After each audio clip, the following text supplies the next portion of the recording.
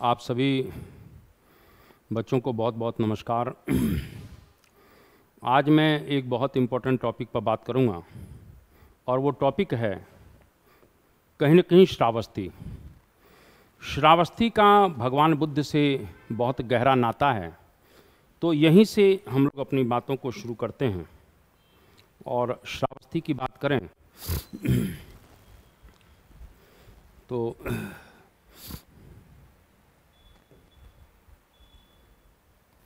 श्रावस्ती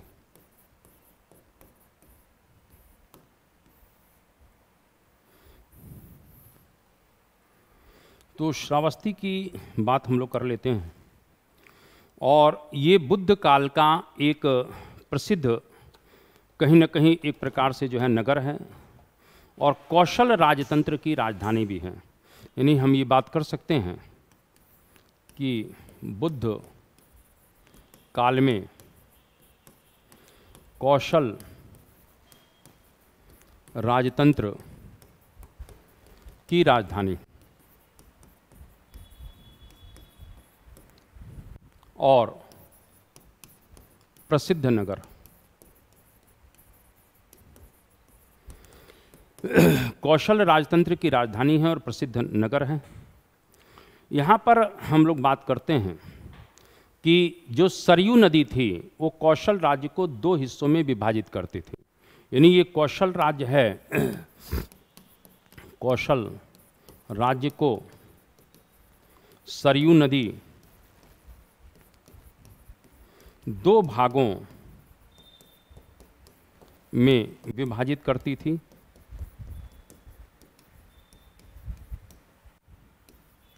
यानी उत्तरी और दक्षिणी, यानी उत्तरी और दक्षिणी दो भागों में विभाजित कर रही हैं। उत्तरी जो कौशल की राजधानी थी वो श्रावस्ती थी। यानी उत्तरी कौशल की जो राजधानी है, उत्तरी कौशल की राजधानी श्रावस्ती और दक्षिणी कौशल की राजधानी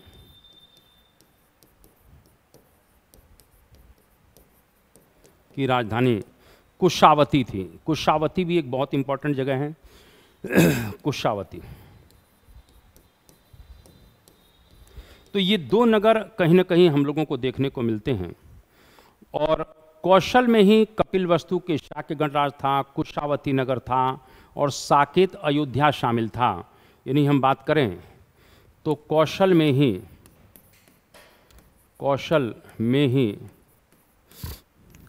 कपिलवस्तु के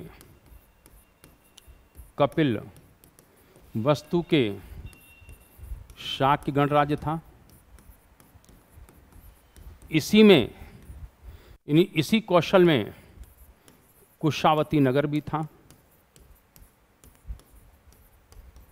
इसी कौशल की राजधानी श्रावस्ती भी थी। इसी कौशल में साकेत यानी अयोध्या भी था। तो इस तरह से इतनी बातें हम लोगों को मालूम होना चाहिए। श्रावस्ती जो है वो महत्वपूर्ण नगर है, अचिरावती राप्ती नदी के किनारे स्थित है और ये अर्धचंद्राकार नगर था। श्रावस्ती की बात करें तो श्रावस्ती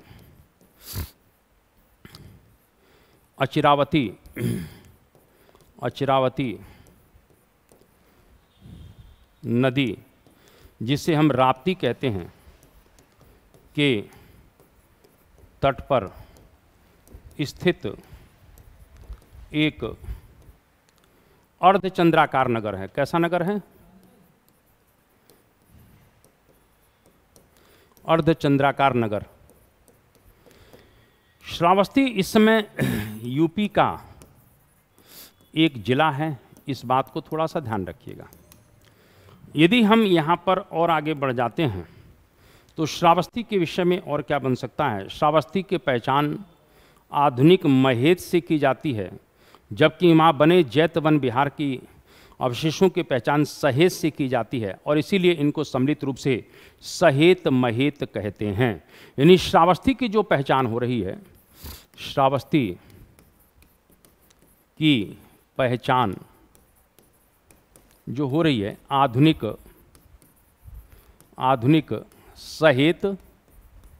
सहेत से की जाती है, जबकि श्रावस्ती में ही जैतवन विहार था, हम जानते हैं।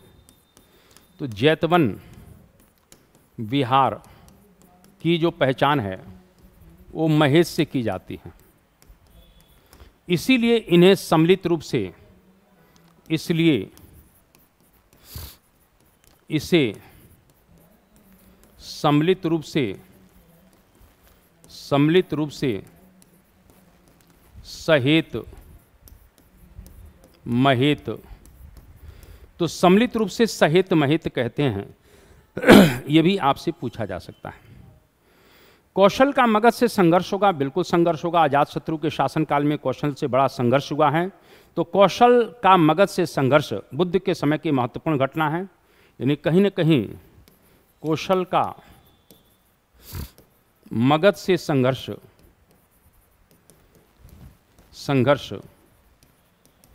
बुद्ध काल की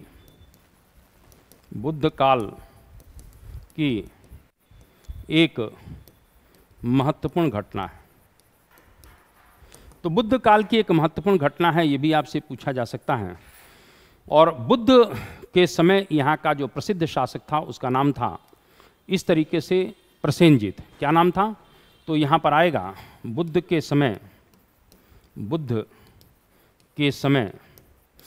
यहाँ का प्रसिद्ध शासक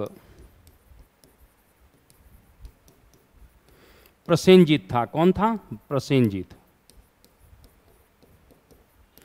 अब यहाँ पर हम लोग बात और कर सकते हैं कि जो श्रावस्ती है वो जैन धर्म का भी प्रसिद्ध केंद्र रहा था, क्योंकि जैनियों के अनुसार उनके तीसरे तीर्थंकर संभवनाथ का जन्म भी यहीं हुआ था।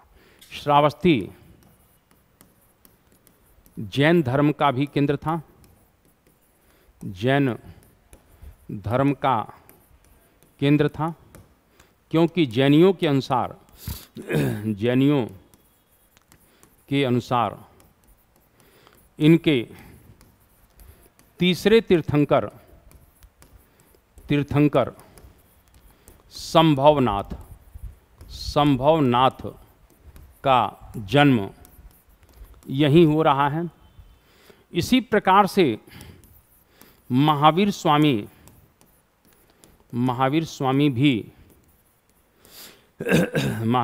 भी कई बार श्रावस्ती आए।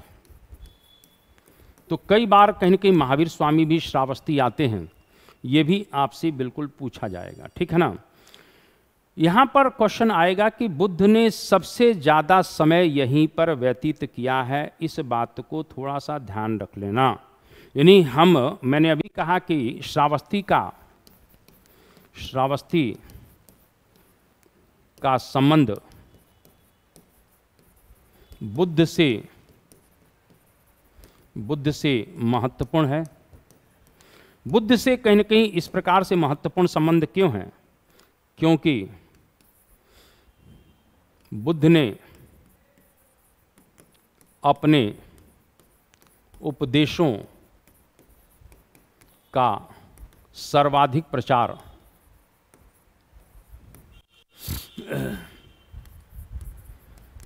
श्रावस्ती में किया था।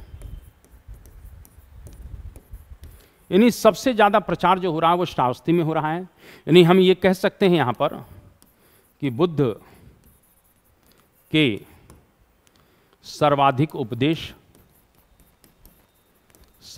उपदेश इसी प्रकार से बुद्ध के सर्वाधिक अनुयायी, और इसी तरह से कर सकते हैं कि बुद्ध का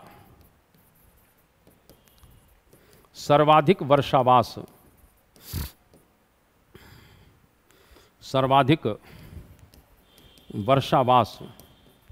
ये तीनों ही कहाँ हो रहे हैं? तीनों ही कहीं न कहीं कहाँ हो रहे हैं? तो कहीं न कहीं एक प्रकार से ध्यान रखना, श्रावस्ती में। तो इस तरह से बुद्ध के सर्वाधिक उपदेश बुद्ध के सर्वाधिक फॉलोवर्स और बुद्ध के सर्वाधिक वर्षावास यहीं पर हो रहे हैं, इस बात को थोड़ा सा ध्यान रख लेना। यहाँ पर श्रावस्ती में 3 प्रसिद्ध विहार भी थे, जैतवन विहार, पूर्वाराम विहार और मल्लिकाराम विहार। तो यहाँ पर थोड़ा सा हम लोग यहाँ पर बात कर सकते हैं कि श्रावस्ती में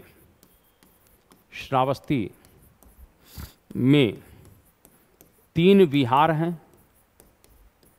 कौन कौन से हैं? तो इस तरह से जो है जैतवन विहार, पूर्वाराम विहार और मल्लिकाराम विहार।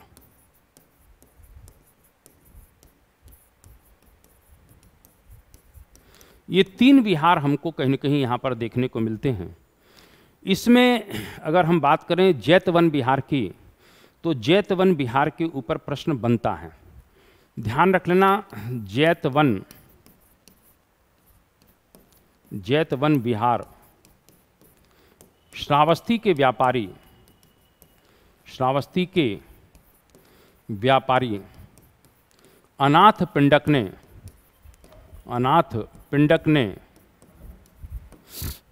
पिंडक ने यहाँ के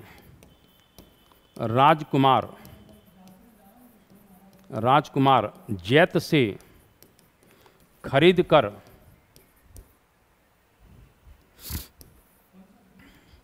18 करोड़ स्वर्ण मुद्राओं में खरीद कर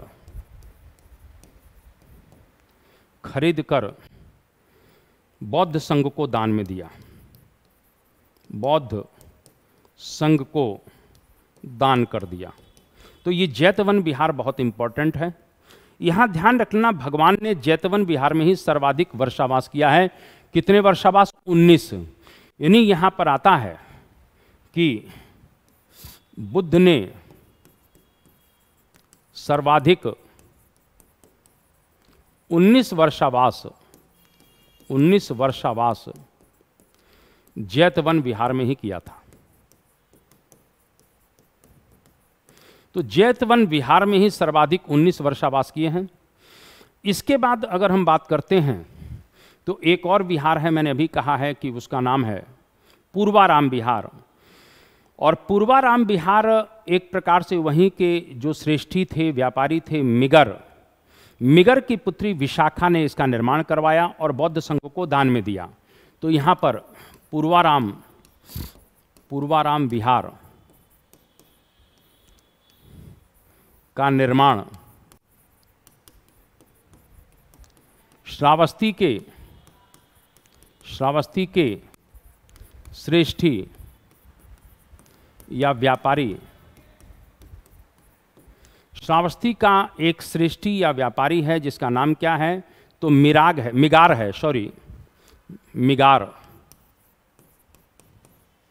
की पुत्री विशाखा ने करवाया और संघ को दान दे दिया। तो इसने संघ को दान दे दिया, ये भी आपसे प्रश्न बन सकता है। और ध्यान रखना, इसी पूर्वाराम विहार में बुद्ध ने 6 वर्षावास किए थे। यानी 6 वर्षावास किए, यानी बुद्ध ने 25 वर्षावास श्रावस्ती में किए हैं। इसमें 19 वर्षावास जैतवन में और 6 वर्षावास पूर्वाराम में। तो इस तरह के ये भी प्रश्न आपसे बिल्कुल कहीं ना कहीं पूछा जाएगा। इसके बाद अगर हम बात करते हैं तो बौद्ध धर्म का सर्वाधिक प्रचार बिल्कुल कहीं ना कहीं श्रावस्ती में हो रहा है, इसमें कोई शक की बात नहीं है।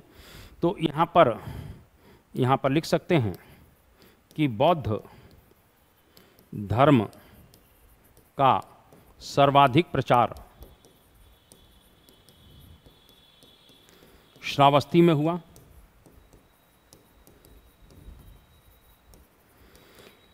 इसी प्रकार से हम और आगे बढ़ते हैं तो इस तरह से देखते हैं कि श्रावस्ती में ही डाकू अंगुलीमाल, जो लोगों की अंगुलियां काटकर गले की माला पहना करता था, बुद्ध के प्रभाव में आने के पश्चात उसने बौद्ध धर्म स्वीकार कर लिया। यानी श्रावस्ती में ही कुख्यात डाकू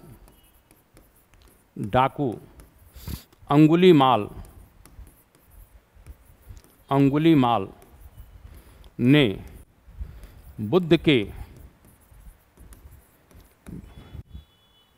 व्यक्तित्व से प्रभावित होकर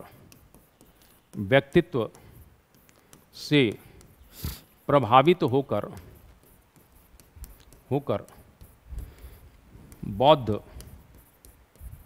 धर्म की शरण में चला गया। तो इस तरह से बौद्ध धर्म की शरण में चला जाता है, भी आपसे पूछा जाएगा। मैंने अभी कहा कि बुद्ध काल में श्रावस्ती एक प्रकार से व्यापार वाणिज्य का भी बहुत बड़ा केंद्र था। बुद्ध काल में श्रावस्ती व्यापार वाणिज्य का भी केंद्र है, व्यापार वाणिज्य का केंद्र था।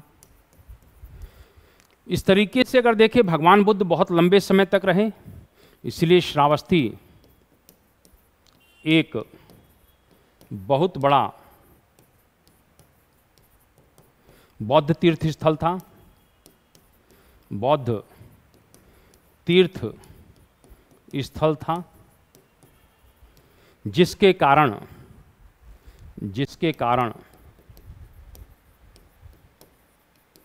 चीनी यात्री फाहियान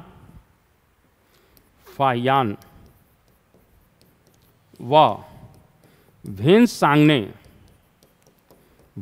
ने श्रावस्ती की यात्रा की।